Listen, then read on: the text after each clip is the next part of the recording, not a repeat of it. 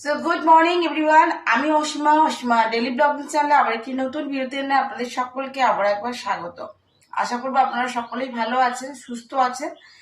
আর আমিও ভালো আছি, এখন আগে থাকতে অনেকটা এখন ঠিক আছি, ব্যথাটা কম আছে। আর আপনাদেরকে যেটা আপডেট দেবা সেটা হলো কালকে অপারেশন খুব ভালোভাবে আর সুন্দরভাবে হয়েছে। আমি মায়ের সঙ্গে অপারেশন ছিল 6:30টায়, আমি চলে গেছিলাম 4:15-20 করে হসপিটালে। সেই তখন থেকে বসছিলাম। আসলে সত্যি কথা বলতে কি, আমার নিজের আর কি কালকে একটু প্যানিক হচ্ছিল, খুবই মানে ভয়ও লাগছিল আর কি। ওটিতে দেওয়ার আগে যখন আমাদের সঙ্গে একবার দেখা করালো, আমাদেরকে বললো বাইরে চলে যান, ভিজিটিং আওয়ার্স এর পরে তো আর থাকতে দেয় না। তো আমরা নিচে এটাতে বসছিলাম, তো এদিক ওদিক করে বেড়াচ্ছিলাম, ঢুকতে দিচ্ছিল না। তো যখন আমরা গেলাম, মানে ডাকলো, যখন মাকে রেডিমেডি করেছিল দিয়ে আমাদেরকে ডাকলো দেখা করানোর জন্য। তো আমি যখন জিজ্ঞাসা করছি মাথায় হাত বুলিয়ে যে তোমার ভয় লাগছে না তো, টেনশন করছো না তো, ঠিক আছে তো? দিয়ে বলছে যে না না ঠিক আছে ঠিক আছে। আসলে মা বলছে ঠিক আছে ঠিক আছে, কিন্তু টেনশনটা আমার খুব হচ্ছিল। আসলে সেকেন্ড টাইম আবার একই জায়গায় অপারেশন, সুগারের পেশেন্ট। তো যাই হোক, আপনাদের ছোট বড় সকলের আশীর্বাদে যখন 1.5 ঘন্টা পর বার করলো, একদম খুব ভালো জ্ঞান ছিল, আমাকে কথা বললো আমার। সো মাকে কালকে করা হয়েছিল লোকাল অ্যানাস্থেসিয়া। তো অপারেশনের পর আবার আমাদেরকে একবার ভিজিট করতে দিয়েছিল, মানে আইসিইউর ভিতরে আর কি। বললো যে একবার পেশেন্টকে আপনারা দেখেন। দিয়ে আগে তো ছেলে গেছিল, ও তো কথাই বলেনি, বলছে মা উয়া করছে। মা উয়া করেনি, কিন্তু আমার সঙ্গে কথা বলেছে। ফের আমি যখন ঢুকলাম, তখন ডাক্তারবাবু বলছে যে দেখুন তো চিনতে পারছেন কিনা কে এসছে। তো বলছে আমার ছেলের বউ। দিয়ে আমি বলছি মা কোথাও ব্যথা ট্যাথা করছে, কিছু অসুবিধা হচ্ছে কি? তো বলছে যে না রে, জ্বলছে পিঠটা, তো কাটা হয়েছে তো অনেকটা, আর জ্বলছে। দিয়ে এবার ধরুন মাকে দেখে ঢুকে বললো যে এখন বেডে তো দেওয়া যাবে না, বেডে দিতে দিতে বেঁচে যাবে আরো ঘন্টা 1.5-2। এবার ধরুন আমরা কাল আবার একটি বার্থডে পার্টি ইনভিটেশন ছিল। এবার মানুষ বারবার পড়ে গেছে, লোক সমাজে বাস করতে গেলে সেগুলো যদি না করি, কিন্তু যেতে বড্ড লজ্জা লাগছিল। তখন বাজছিল ঘুরতে রাত্রি 10টা 15।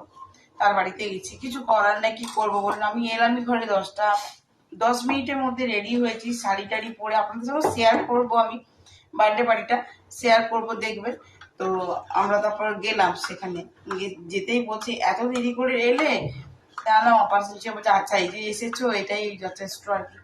হ্যাঁ, তো আর কি, এই লোক সমাজে বাস করতে গেলে এগুলোও তো মেনটেন করতে হবে, তাই না? তো যাই হোক, আপনাদের সঙ্গে এই ইনফরমেশনটাই শেয়ার করার ছিল। আর আমার পাটা দেখাবো, আমি একটা ডাক্তার দেখাতে হবে, কিন্তু যেহেতু আমার মানে কোমরের সাইডটা পেনটা হচ্ছে এখন। তো আগে মাকে দেখিয়ে নিই, বা বাড়ি আসুক দেখি তারপর। তো আপনাদের সঙ্গে কালকে বার্থডে পার্টিটা শেয়ার করব, দেখবেন আশা করি। আর আজকে আর বড় ব্লগ কিছু করছি না, মানে আজকে একটুকু আবার নতুন করে শুরু করব, ইনক্লুড করে দেবো। আর আজকেরটা এখনই আমি শেয়ার করে দিচ্ছি আপনাদের সঙ্গে, অবশ্যই দেখবেন। আশা করবো আজকেরটি আপনাদেরকে বেশ ভালো লাগবে।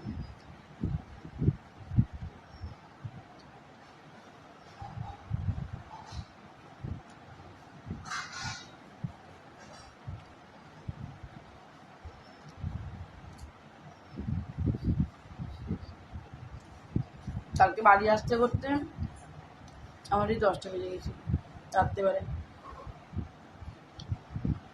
লোকের বাড়ি গেছি 10টা, ওই 10:30টার কাছাকাছি বাজছিল। আমার নিজেরই খারাপ লাগছিল যে একটা বাচ্চা বার্থডে পার্টিতে আমরা 10:30টার সময় যাচ্ছি।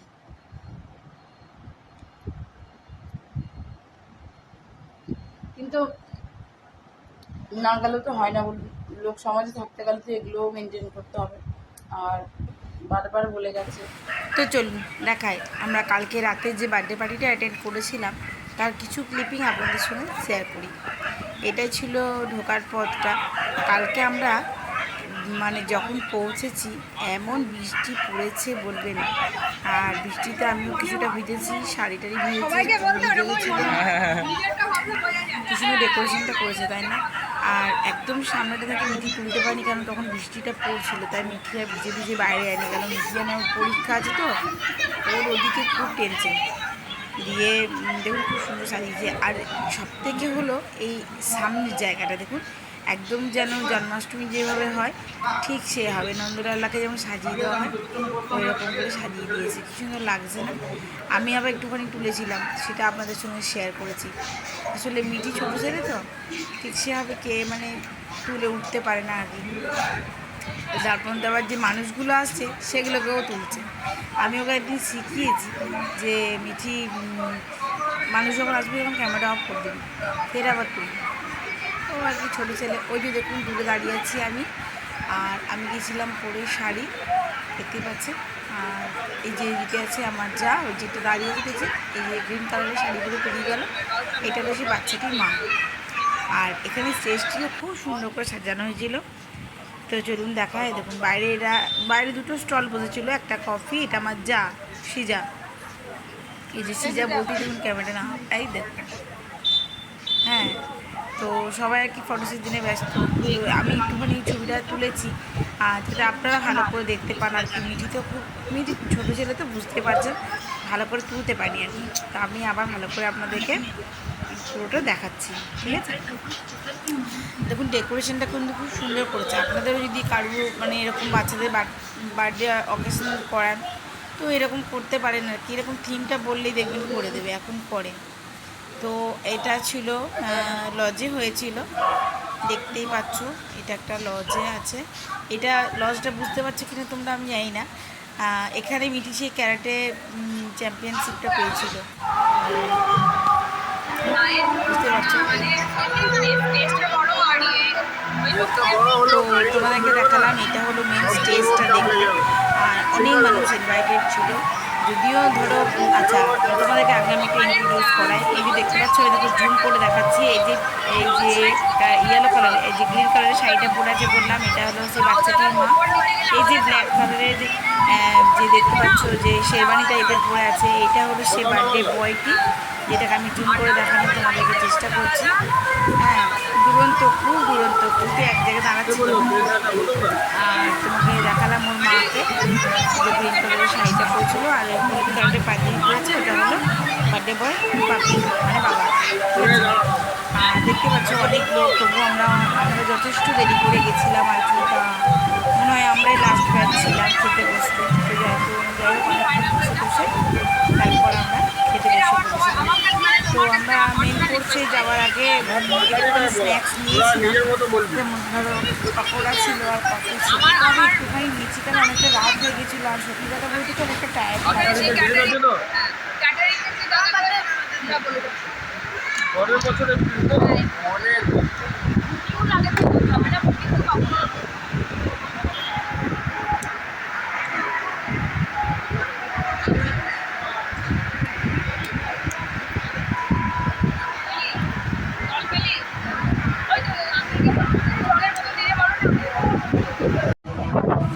তো দেখতেই পাচ্ছ আমরাও এখানে একটু ফটো সেশন করে ওইদিকে সবাই খেতে টেতে বসে পড়েছে, আর আমরাও সেই লাস্ট ব্যাচে আর কি বসবো খেতে। তো চলো তোমাদেরকেও আমি একটুখানি মেনু কার্ডটা শেয়ার করি। আর আজকের মতন আমার ব্লগটা আমি এখানে শেষ করলাম। সকলে ভালো থেকো, সুস্থ থেকো, আবার একটা নতুন ভিডিও দিয়ে তোমাদের সঙ্গে দেখা হবে। ততক্ষণের জন্য বিদায়, তারা।